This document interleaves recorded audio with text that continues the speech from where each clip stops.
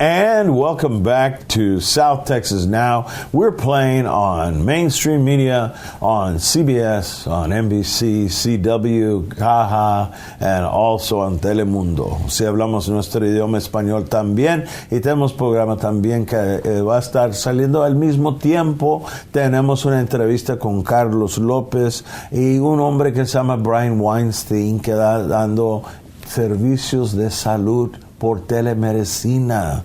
Muy interesante. Por favor, también los pido que vean a esos programas también en nuestros canales que son en español. But let's get back to English here, blah, blah, back to English. We're here with Eric Tunchez, who happens to be a guy who is getting a great following. It's tremendous. It's exploding. I'm excited. He's got the Chronica, and the Chronica is a great publication that many people are subscribing to. The average working man, the average person out there, the real people. Welcome back, Eric. Thank you. We were talking about the mainstream media and how you're covering things that perhaps they aren't covering sufficiently. Is that a fair statement? Yes, sir. Okay, well, I just want to give the mic to you. I mean, if whatever story you feel comfortable talking about, or if there's been a time where it's been hard to get out the story, or recently there was a little bit of social media jail that they try to put you in and you got out of, whatever you feel like talking about, the mic is yours, my friend. Well, I think that, we're starting to see the true colors come out from our political officials, and now we're starting to see that they don't like the Corpus Christi Chronica. And in particular, we're talking about Barbara Canales, our Nueces County judge. We've done a lot of stories as far as, taking you to a deeper place about the Port of Corpus Christi, which is the biggest economic opportunist in our region. And, there's been a lot of money that's been kind of what you call, I wouldn't say missing, but mismanaged. The mismanagement of our financial entities such as the Port of Corpus Christi. A lot of people believe that this is a private entity. It's not. It's a sub-political entity. But wait a minute. She's one vote on a county commissioners. There are 5. You got to count to 3 to get things done. Why is she holding the bag? Her supporters are asking me to ask you this. Well, I think it's because if you look at the political campaign contributions that are being spent or expended. Where can we look at those? You can look them online. It's public record on the Nueces County Courthouse website, and you can see for yourself as far as who's giving her money for judge, and you'll see like Catherine Hilliard is one of her biggest supporters. She sits on the port. Barbara Canales is also a former port commissioner, and so you're starting to see the power. All the power come to Barbara Canales. I mean, her husband, Doug Allison, well, sometimes he is, sometimes he isn't. We don't really know. We want to know if Barbara Canales is married to Douglas Allison. And if she is, why is he at the Port of Corpus Christi and making $1.5 million as port attorney? Okay? That is a huge conflict of interest. And the corruption needs to stop. This is the only reason why we're here, to bring the voice of the people. 5% of the money that the port's supposed to be making is supposed to go back to the community. Where is that money going? We don't see anything. The other day I seen there was she went to speak to a large amount of people in regard to the state of the county, and she said it's all good. Well, she brought up a lot about the port and about carbon capture. Well, what is carbon capture? You're literally you're sucking out all of the excuse me, but you're sucking out all of the chemicals or the carbon from the air. All the haze that you see throughout the city and the air and stuff like that, and that comes out from the refineries or from the industrial plants. Barbara Canales thinks that sucking out all of that haze and throwing it into the Corpus Christi soil is good for our environment. In all fairness, okay, again, I have to ask. You're singling her out. Now, you have to count to 3 there. What about the other commissioners? You don't have any criticism about how they're voting or their action? Absolutely. I mean, you've seen Rick Voss just been, ousted from the Port Commission and been replaced. And a lot of the stories that I put out, and that was probably one of the reasons why the Chronica has a large voice today. People are hearing the political elite or our political officials here in Nueces County, Corpus Christi, the Port of Corpus Christi, they're all listening to the Corpus Christi Chronica. And if somebody wants that information and confirmed documentation that goes against the comment that you're fake news, you have that in your possession. Absolutely. I mean, is it posted online? No, those documents. Absolutely not. But I always tell people you can look it up for yourself. You can provide that. But you have hot links on there where they can go. No, when I write, I'm a newspaper. At the end of the day, we write a lot of editorials. Even sometimes they're co-eds. These can be written by several different people, and we put it all in a bowl like menudo.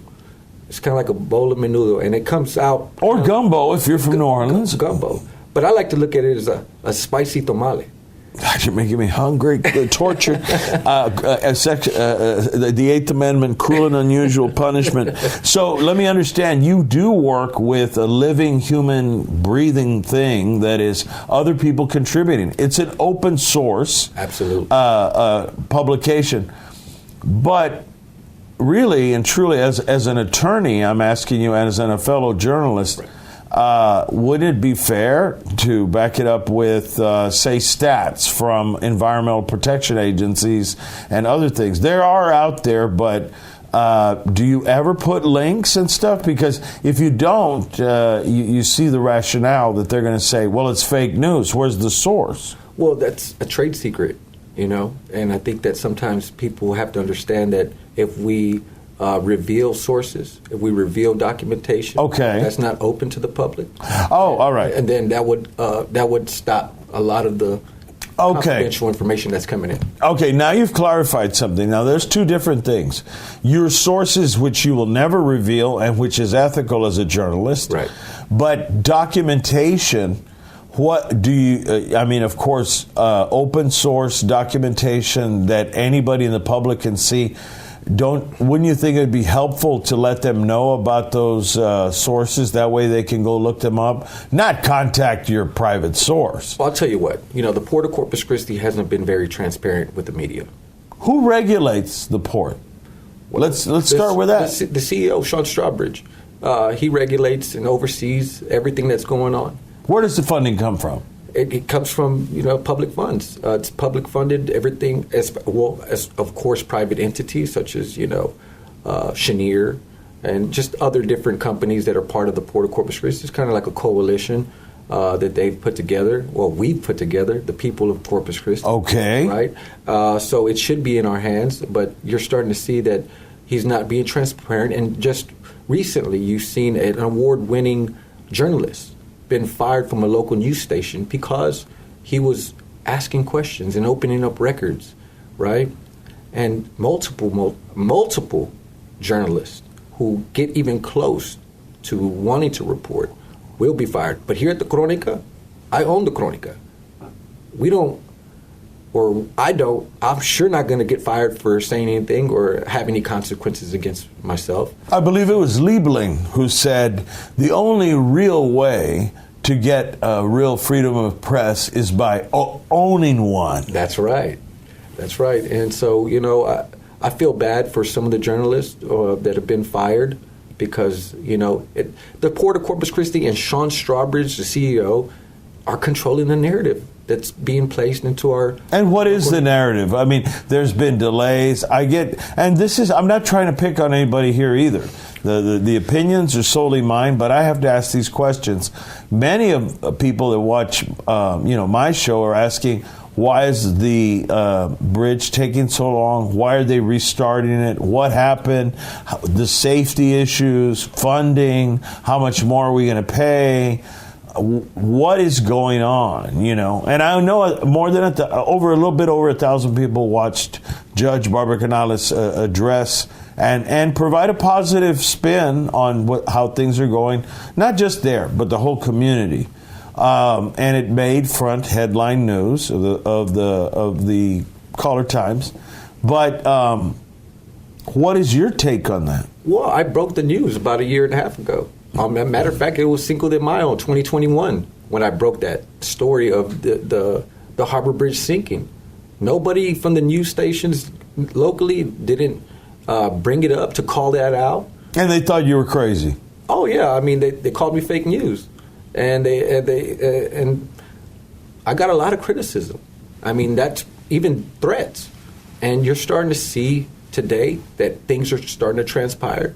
And so now people are trusting the Corpus Christi Chronica even more and more and more. But actually, your analysis turned out to be correct, you're saying. Absolutely. It came out correct. And, text dot. Well, let's just rewind a little bit. Let's look at... Now we're on to something. A link that they can look at is text dot. That's where I was going there. Right. So you're starting to see that, Barbara Canales, our county judge, is linked to the contractor of which is Flatiron Dragados. I don't know if I should say that, but I don't know. We should bleep that out. But Flatiron Dragados, who is if there's a matter of public record, I understand. I just don't want to. Well, no, I mean, actually, you have the freedom of speech. I'm not trying to suppress anything, right. And we will have her on the show, and we're going to have her certainly. Her voice will be heard. I will ask her the same question. So there are documents that are a matter of public record that reflect that. Oh, Port Commission meetings. She said it herself. She was, in cahoots or in communications with FIG, which is the contractor that was, originally on the building of the Harbor Bridge, which killed 6 people in Florida. These are the same contractors that.